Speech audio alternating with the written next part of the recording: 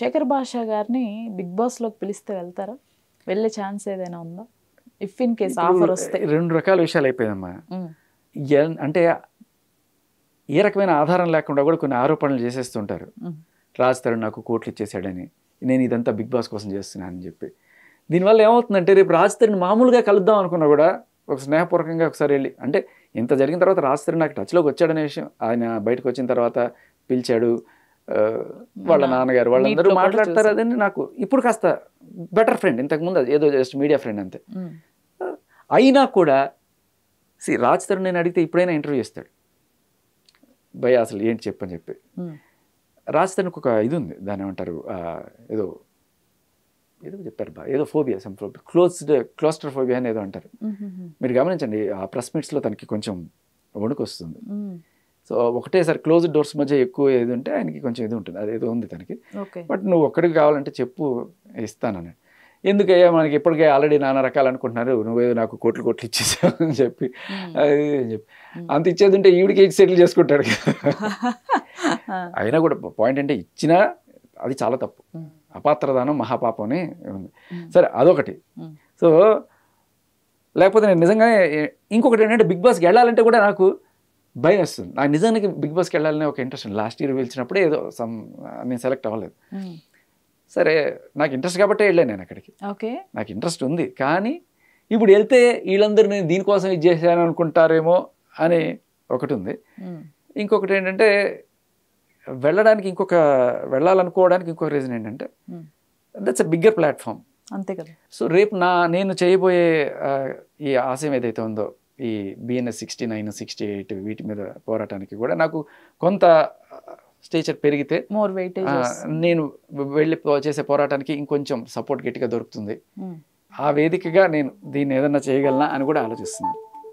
Super. So అది చూద్దాం. So అన్ని పాజిటివ్గా జరగాలి అని అయితే ఎక్స్పెక్ట్ చేద్దాం.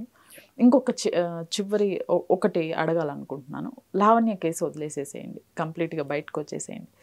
ఇప్పుడు మీరు ఎంత పోరాటం చేస్తున్నారో ఇప్పటికీ కూడా అమ్మాయిల విషయంలో అన్యాయం జరుగుతుంది అన్న ఒక ఉదాహరణ మీకు కోల్కతా డాక్టర్ విషయం.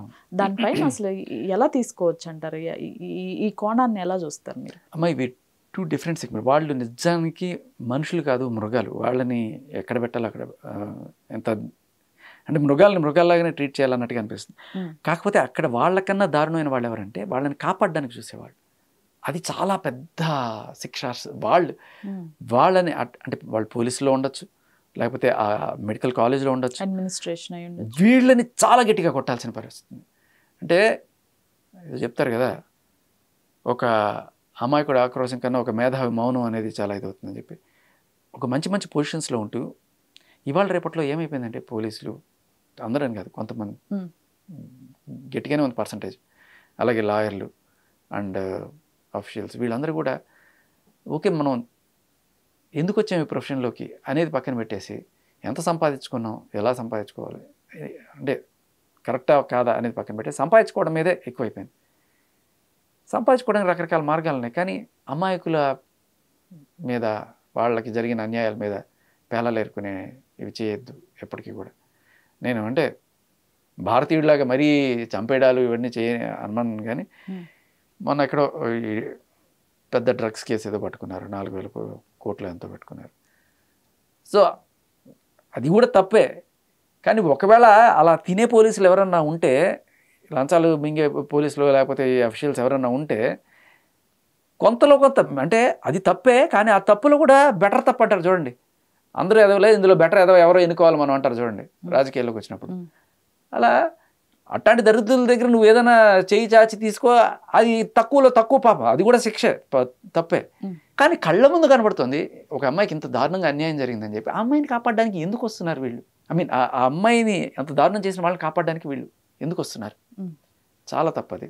అలాగే రాజ్ తరుణ్ అయినా సరే, అమాయకుడు అతన్ని అయ్యో మీకు అదైపోతుంది సార్, అయ్యో ఇదైపోతుంది సార్, నేను మీడియాలో మీ గురించి రాకుండా నేను ఏదో ఏర్పాటు చేస్తాను సార్ అని చెప్పి మాకు ఎంతో కొంత ఇవ్వండి సార్, లేకపోతే పోలీసులు ఎవరైనా సరే వచ్చి అని, నేను హైపోథెటిక్గా చెప్తున్నా, జరిగిందా జరగలేదా అనేది నేను మాట్లాడలే. ఒకళ్ళు వచ్చి ఒకవేళ చెప్పుంటే ఇట్లా, ఒకవేళ ఇలా ఒక మీడియా వాళ్ళు ఎవరన్నా మాట్లాడచ్చు, లేకపోతే పోలీసులు వచ్చి అయ్యో మీ కేసు చాలా ఇది సార్, మిమ్మల్ని లోపల పెట్టేస్తారు సార్, మీరు ఎంతో కొంత సర్దిస్తే నేను మీకోసం అది ఇది మార్చేస్తాను సార్ అని చెప్పని వాళ్ళే కనుక ఉంటే, ఇలాంటి పనులు ఏమన్నా చేస్తే ఎంత దారుణం అది.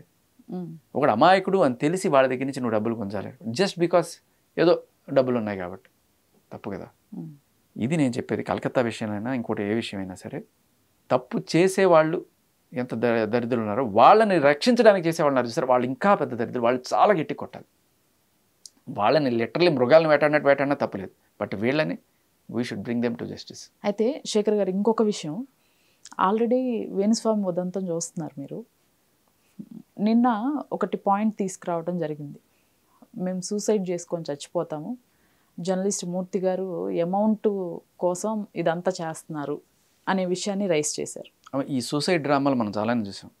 లావణ్య కూడా సూసైడ్ చేసేసుకుంటాను, ఆవిడ అప్పుడు చేసిన డ్రామానే కాదు, చాలాసార్లు మీడియా వాళ్ళందరికీ ఫోన్ చేసి ఆవిడ గురించి అగ్నెస్ట్గా ఒక్క కథనం వచ్చినా కూడా వెంటనే నేను మీ దగ్గరకు వచ్చి సూసైడ్ చేసుకుంటాను, మీ ఇంటి ముందుకు వచ్చి సూసైడ్ చేసుకుంటాను, మీ ఆఫీస్ ముందుకు వచ్చి సూసైడ్.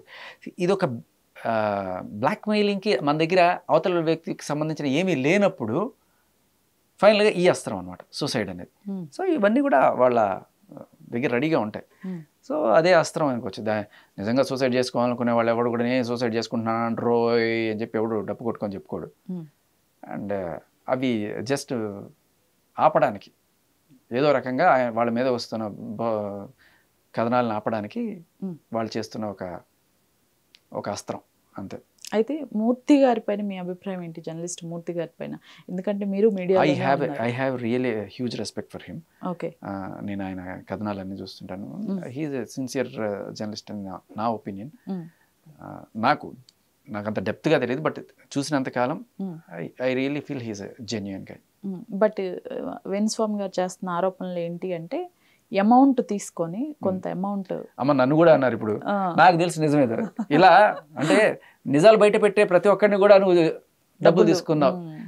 నేను ఒక మాట అడిగితే డబ్బులు తీసుకున్నారా లేదా పక్కన పెట్టేసి దాంట్లో నిజాలు ఉన్నాయి లేదా దాని గురించి మాట్లాడాలి కదా, ఎందుకు దీని గురించి అంటే డిస్కషన్ దీనికి మరలాలి. ఓకే, ఇప్పుడు డిస్కషన్ ఏంటి, నువ్వు చేసేది తప్పా రైటా అనేది అడిగితే అవతల వాళ్ళని క్వశ్చన్ చేసి డిస్కషన్ వాళ్ళ మీదకి మళ్ళిస్తే టైం కాస్త సేవ్ అవుతుంది, ఈ లోపల నేనైనా సర్దుకోవచ్చు అనేది. అదే కదా ఇప్పుడు నా మీద కూడా చేసింది.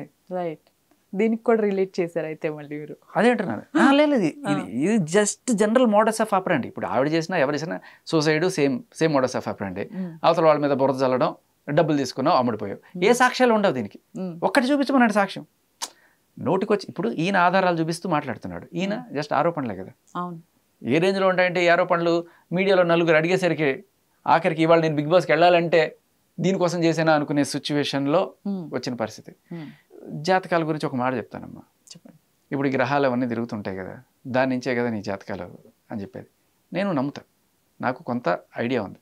అయితే నువ్వు ఏదో బొంగరం ఇచ్చినంత మాత్రాన ఈ గ్రహాలు తిరగడం మానేస్తాయా? అది ఇటు ఉల్టా తిరుగుతుందా? జరిగేది జరుగుతుంది. ఈ జాతకంలో ఏంటంటే ఇది ఇప్పుడు ఏలినాటి శని ఉంది, నీకు ఇది జరుగుతుంది అంటే మనం ప్రిపేర్డ్గా ఉండడం తప్ప ఇంకేం లేదు. నీకు ఒక ప్రిపేర్డ్నెస్ అనేది దానివల్ల దొరుకుతుంది, అంతేగాని ఇప్పుడు ఆ రోజు ఒక ఆయన చెప్పాడు నాకు, ఇదిగో ఈ ముహూర్తంలో నువ్వు గనక యుద్ధం చేస్తే నీది విజయం అన్నాడు. అంటే నేను యుద్ధం మొదలెట్టేటప్పుడు అవతల వాడు కూడా అదే ముహూర్తంలో మొదలెడతారు కదా సార్. సో అంటే చాలాసార్లు ఈ ప్రిడిక్షన్స్ తప్పు అనే విషయం కూడా మనం చూసాం. గవర్నమెంట్లు మారిపోతాయి, మారవు, ఇంకా అదే ఉంటాయి అని చెప్పిన ఇవి కూడా మనం చూసాం. సో అవి ఏమీ జరగలేదు, ఏదో నోటికి వచ్చినట్టు ఒక రాయి వేయడం, ఒకవేళ తగిలిందనుకో అంతా నాదే క్రెడిట్, లేదు రాలేదనుకో ఇదిగో ఆ శుక్రుడు వక్రస్థితిలో అటు నుంచి ఇట్లా చూశాడు కాబట్టి ఇది జరుగుండొచ్చు, అది నేను గమనించలేదు, లేకపోతే ఎక్కడో సునామీ వచ్చి ఆ సునామీ కంపం వల్ల భూగ్రహణం మారింది దానివల్ల ఇదని ఏదైనా చెప్పచ్చు. దట్ డజంట్ మీన్ జాతకాలు లేవని కాదు, ఉన్నాయి. కానీ అది ఎలా మీకు ఒప్పుకుంటే ఒక 2 నిమిషాలు క్లియర్గా చెప్తా. చెప్పండి. ఎవరు చెప్పుంటారు నాకు తెలిసి. ఓకే, ఇప్పుడు భూమి ఇట్లా ఉంది కదా, పైన ఎన్నో గ్రహాలు ఇవన్నీ కూడా తిరుగుతాయి. మన 360 degreesలో మొత్తం చేసి ఏం చేస్తారంటే ఒక చార్ట్ వేసుకుంటారు. మనం పుట్టినప్పుడు ఇది వేసుకుంటారు. సో ఈ జోడియాక్ సైన్లో ఈ గ్రహాలు ఉన్నాయి, ఇట్లా ఉన్నాయి అన్నీ వేసుకుంటారు. ఇవన్నీ తిరుగుతూ ఉంటాయి. తిరిగే దానివల్ల ఒక్కొక్క దానికి ఒక్కొక్క వెయిటేజ్ ఇచ్చుకుంటారు. సో ఈ గ్రహం ఇలా ఇన్ఫ్లుయెన్స్ చేస్తుంది, ఇవి పాజిటివ్గా ఇన్ఫ్లుయెన్స్ చేస్తాయి, ఇవి నెగిటివ్గా ఇన్ఫ్లుయెన్స్ చేస్తాయి. వీటన్నిటికీ సైంటిఫిక్ ఎవిడెన్స్ ఏమైనా ఉందా? ఏదో మన పూర్వీకులు చెప్పారు కాబట్టి చేసుకుంటున్నాం. నేను ఒక చిన్న ఎగ్జాంపుల్ చెప్తాను మీకు. చంద్రుడు మనకు క్లియర్గా కనబడుతున్నాడు, అమావాస్యకి పౌర్ణమికి మారుతూ ఉంటాడు. అవును. అమావాస్యకి పౌర్ణమికి చంద్రుడు ఇది మారినప్పుడు ఒకరోజు మొత్తం కవర్ అయిపోతాడు, ఒకరోజు ఫుల్ ఓపెన్ ఉంటుంది. ఫుల్. అవును. మనకి ఏమన్నా తేడా ఉంటుందా లైఫ్లో అంటే? ఉంటుంది. మీరు గమనించండి, సముద్రంలో ఆటుపోట్లు అనేవి అమావాస్యకి ఒక రకంగా లాగేసుకుంటుంది, పౌర్ణమికి ఇలా తోసేస్తుంది బయటికి. సో సముద్రాన్ని డైరెక్ట్గా చంద్రుడు ఇన్ఫ్లుయెన్స్ చేయగలుగుతున్నాడు తన ఆకర్షణ శక్తితోటి అనేది మనకి ఇక్కడ క్లియర్గా అర్థమవుతుంది. సముద్రం అంటే ఏంటి? It's nothing but water. భూమి మీద 70% వాటర్, 20% ల్యాండ్ అట్లా అనుకుంటాం. మనిషిలో కూడా 70% వాటర్, 20% బోన్స్ ఇవన్నీ కూడా ఉంటాయి. సో ఆ నీటిని ఇన్ఫ్లుయెన్స్ చేసిన చంద్రుడే మనలో ఉన్న నీటిని, మన బ్రెయిన్లో ఉన్న నీటిని కూడా ఇన్ఫ్లుయెన్స్ చేస్తాడు. దీనివల్ల మనకి మూడ్స్ మారడం, ఆ మూడ్స్ వల్లే మన డిసిషన్స్ తీసుకోవడం, అవి యాక్షన్స్గా మారడం, వాటి వల్ల జరిగే ఇది. సో ఒక చంద్రుడు నీకు కనబడుతున్నాడు డైరెక్ట్గా. ఇప్పుడు మీకు సరే సముద్రం అంటే మనకు కనబడుతుంది, మనిషిని ఎట్లా ఎఫెక్ట్ చేస్తాడని మీరు అడగచ్చు.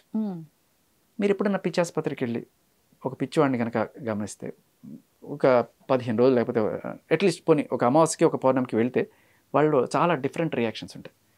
ఒకరోజు చాలా స్తబ్దుగా ఉంటారు, ఒకరోజు అమావాస్య వచ్చినప్పుడు గట్టిగా ఆరవడం, ఇవన్నీ కూడా ఉంటాయి అన్నమాట. చాలామంది చెప్తుంటారు అర్ధరాత్రి అమావాస్య అని చెప్పి. దాంట్లో కొంత నిజం లేకపోలేదు. అమావాస్యకి పౌర్ణమికి చంద్రుడి ఎఫెక్ట్ బ్రెయిన్ మీద కూడా ఉంటుంది సముద్రంలో లాగే. ఆ బ్రెయిన్ అమావాస్యనే కాదు ప్రతిరోజు కూడా ఆ గతులు మైన్యూట్గా క్యాలిక్యులేట్ చేసి దీనివల్ల ఇది ఉంటుందని చెప్పి. సో ఒక చంద్రుడైనా బుధుడు కుజుడు వీళ్ళు కూడా ఇన్ఫ్లుయెన్స్ చేస్తారంటే చేయొచ్చు. అయితే ఆ ఇన్ఫ్లుయెన్స్ చేసేది ఏంటి అనేది మనం తెలుసుకున్నప్పుడు దాని నుంచి ఎవరు తప్పించుకోలేరు. కానీ వీళ్ళు చేసేది కొంతమంది ఏంటంటే ఇదిగో ఈ రాయి పెట్టుకో, ఇగో ఈ స్తోత్రం చదువుకో, ఇది చేసుకో, ఏమీ మారదు. నీకు తెలిసిందల్లా ఒకడు వచ్చి నిన్ను పడేయాలని కొట్టబోతున్నాడు అని చెప్పి తెలుస్తుంది. తెలిసినప్పుడు ప్రిపేర్గా ఉండాలి. ప్రిపేర్గా లేనప్పుడు ఏమో ఫలా కొట్టినప్పుడు అని చెప్పి ఉంటావు. ప్రిపేర్డ్గా ఉన్నప్పుడు తగులుతుంది కదా, సరే ప్రిపేర్డ్గా తగులుతుంది, జరుగుతుంది, ఎవ్వడు మార్చలేడు. కాకపోతే జాతకం వల్ల ఒకే అడ్వాంటేజ్ ఏంటంటే you can be prepared for what is coming. Okay. అయితే ఇది మీ పర్సనల్ క్వశ్చన్. చాలామంది నాకు కామెంట్ చేసింది, శేఖర్ భాష అసలు ఏంటి పేరు? ఏదో అలా వచ్చేసింది, లెట్ ఇట్ బీ దేర్. నేను అనేది ఏంటంటే ఇప్పుడు నా మతం ఏంటి, నా కులం ఏంటి, అవన్నీ అడుగుతున్నారు. ఇది శేఖర్ ఏంటి, భాష ఏంటి? అదే అంటున్నా. అది తెలుసుకొని మీరు నాకు నా వాళ్ళనో లేకపోతే వేరే వాళ్ళనో అనుకునేటైతే నాకు అస్సలు వద్దు. అలాగే వండండి, వాట్ ఎవర్. మీ కమ్యూనిటీనో లేకపోతే మీరు ఈ మతం అనో నేను అడగట్లేదు, ఆ పేరుకి కారణం అడుగుతున్నాను. సరే, నాకు అది అలా ఇష్టం బేసికల్లీ. అంటే భాషా సినిమా చూసినప్పుడు నాకు భాష ఆ ఫ్లో అనేది ఏదైతే ఉందో అది ఇష్టం. ఓకే. సో ఇక్కడ నా పేరు భాషనా, శేఖర్ భాషనా. భాషకి ముందు మాణిక్య నాయన ఎలా పెట్టుకున్నాడో నేను ఈ భాషకు ముందు శేఖర్ పెట్టుకున్నానా, లేదు శేఖర్ పక్కన భాష పెట్టుకున్నానా, అది మీరే డిసైడ్ చేసుకోండి. But just because I'm a huge fan of Rajinikanth and his simplicity and his style, నేను రేడియోలో వచ్చిన కొత్తలో ఇలా పెట్టుకోవడం జరిగింది. మీరు యాడ్ చేసుకున్నారు భాష అని, శేఖర్ అనే నేమ్ కి భాష అని మీరు యాడ్, భాష అనే నేమ్ కి శేఖర్ యాడ్ చేసుకుని ఉండొచ్చు, శేఖర్ అనే నేమ్ కి భాష యాడ్ చేసుకుని ఉండొచ్చు. చెప్పారు కదా, ఏదైనా లెట్ ఇట్ బి దేర్.